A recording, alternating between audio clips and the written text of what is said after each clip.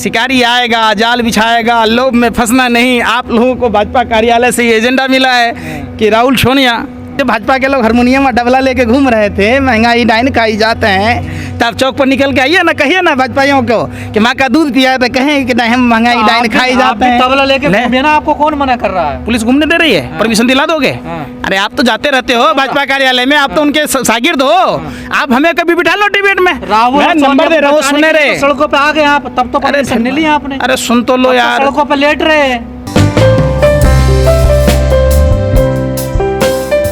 हर बात में आप कांग्रेस के कथावाचक हैं। जो शासन में होगा, सत्ता में होगा, डॉक्टर के कहिएगा जिलेबी बना दो तो अरे भाई सुने रहे, मैं क्या कह रहा हूँ, ये तो आपको जाके राहुल गांधी से इंटरव्यू लेना चाहिए कि नहीं ले रहे हैं आप। हम देश के नागरिक हैं, हम कांग्रेस के कोई पार्टी के नेता नहीं ना है। कोई पार्टी हमको ये नहीं ना नेता कबूल करता है कि नहीं भाई आप ऑथराइज्ड हैं, आप कांग्रेस की तरफ से बोलिए। आप जाके कांग्रेस के प्रवक्ता वहाँ बैठे होंगे कांग्रेस के कार्यालय में, आपको सिर्फ कांग्रेस से ही नहीं पूछना चाहिए, देश के उन तमाम संगठनों से पूछना चाहिए और राजनीतिक पार्टियों से पूछना चाहिए कि आखिर कब तक 15,000 करोड़ से 2,000 करोड़ रुपए का शराब का रैकेट है, जो प्रधानमंत्री के गृह जिला वडनगर में चलता है, जो गृह मंत्री के गृह जिले में चलता है। आप दूर छोड़ दीजिए, उसी गुजरात में जो राष्ट्रपिता महात्मा गांधी और सरदार पटेल के लिए विश्वख्यात है, वहाँ ड्रग्स का रैकेट बार बार खेप पकड़ा जा रहा है और उस रैकेट का पता नहीं चल पा रहा है। अडानी के पोर्ट पर 2-2 कंटेनर पकड़े जा रहे, 2000 के नोट जाली छापने के मशीन और नोट बरामद हुए, फिर भी चर्चा नहीं हुई। तो क्या पूरे देश को नशेड़ी बनाने की योजना है बीजेपी की? ये तो बीजेपी के लोगों को बताना होगा। आप देखिएगा देश में जितने भी कुकर्म हो रहे हैं, उस सारे कुकर्मों के तार भाजपा नेताओं से जुड़े मिलेंगे। हथियारों का सप्लायर तारिक भारतीय जनता पार्टी के टिकट पर चुनाव लड़ा, चकला घर चलाने वाला भारतीय जनता पार्टी का मेघालय प्रदेश उपाध्यक्ष। आप तो चकला घर ही नहीं कहिएगा, वो आतंकवादी भी है, चूँकि डेटोनेटर भी था, जैलेटिन भी पकड़ा गया, तो तीर भी थे, वो भी बीजेपी का। तालिब हुसैन जो अमरनाथ यात्रा में विघ्न डालने के लिए ड्रोन की खेप मंगाया था, वो भी भाजपा का IT सेल और सोशल मीडिया का प्रभारी।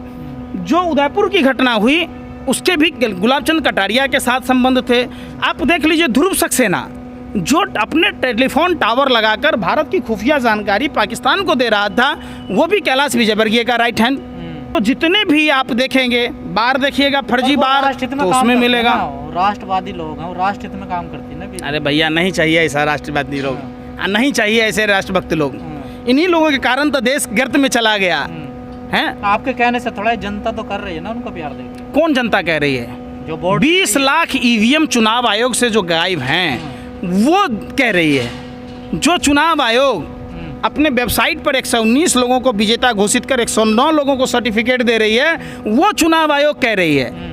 विपक्ष वाले फिर क्यों नहीं बोल रहे हैं EVM के खिलाफ? देखिए विपक्ष में बहुत सारे ऐसे नेता हैं जो CBI ED से डरते हैं, इसमें निसंदेह।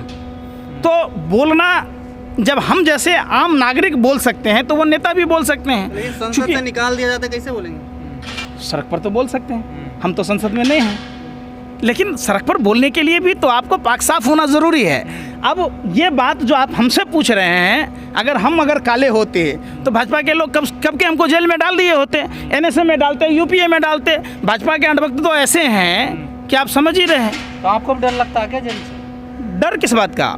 हमने कोई कुकर्म ही नहीं किया। डरता तो वो है जिसको कर्मों में दाग होता है। हम तो भगवान से चित्रगुप्त के वंशज हैं। में डाले जा रहे हैं ये कुकर्मी है सब। देखिए कुछ तो फर्जी तरीके से भी फंसाया जाता और कुछ रियलिटी भी है। ऐसी नहीं कि आप डायरेक्ट ये कह सकते हैं। एक बात बताइए, जितने भी नेता हैं, अगर ये कुकर्म ना किए होते तो वो 2-2 हाथ 4-4 हाथ कर रहे होते। तो कहीं ना कहीं उनके द्वारा किया हुआ कुकर्म ही उन्हें डराता है और कुकर्म ही पार्टी बदलने को तैयार होता है। आप सवाल एकनाथ शिंदे पर नहीं पूछते, भावना गावली पर नहीं पूछते, ED वही है। एकनाथ शिंदे तो दिल्ली का चक्कर मार रहे हैं, मैं क्या करूं? अरे सुन ही नहीं रहे ना। CM बनने से पहले लगातार CBI ED IT के लोग डेली पैसेंजरी कर रहे थे।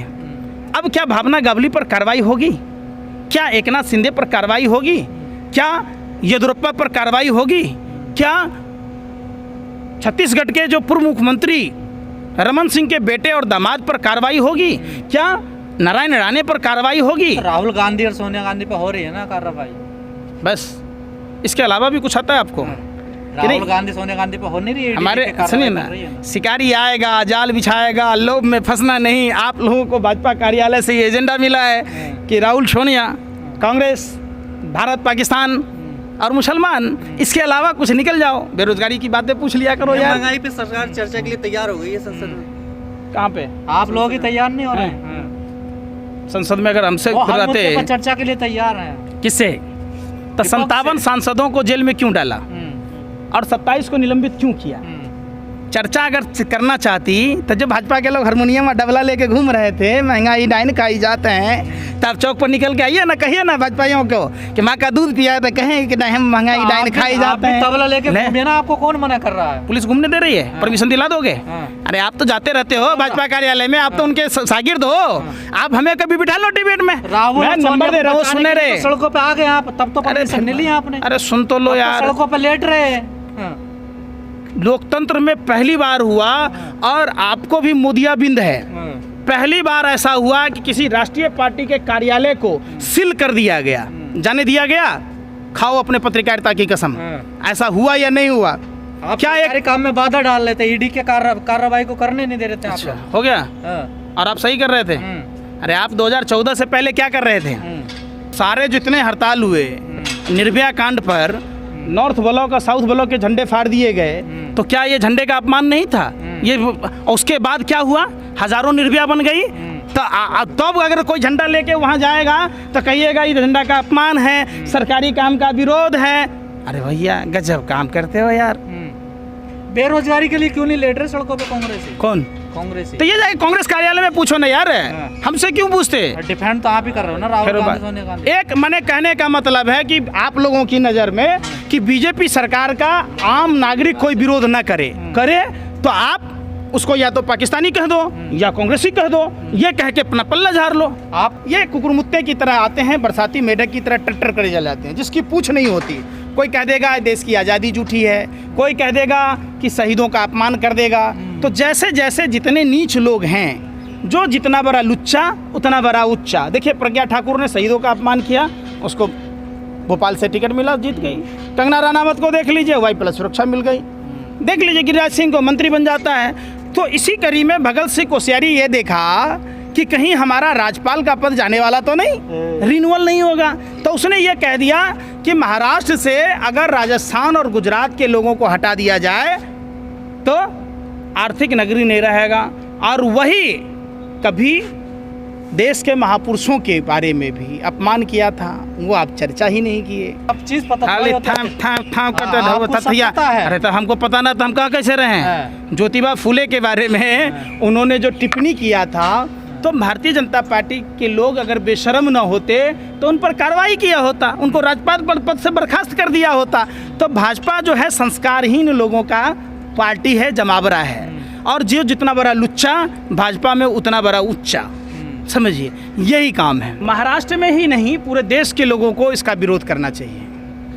देखिए भारत का जो संघीय ढांचा है, विविधता में एकता की बात है, और कोई राज्यपाल का पद जो है कोई टपोरी का पद तो है नहीं, लुच्चा लफंगे का तो पद है नहीं। अब भगत सिंह कोश्यारी ने जैसा बयान दिया है, तो ये एक संवैधानिक पद पर बैठकर एक लुच्चा लफंगा टपोरी की भाषा का बयान दिया है।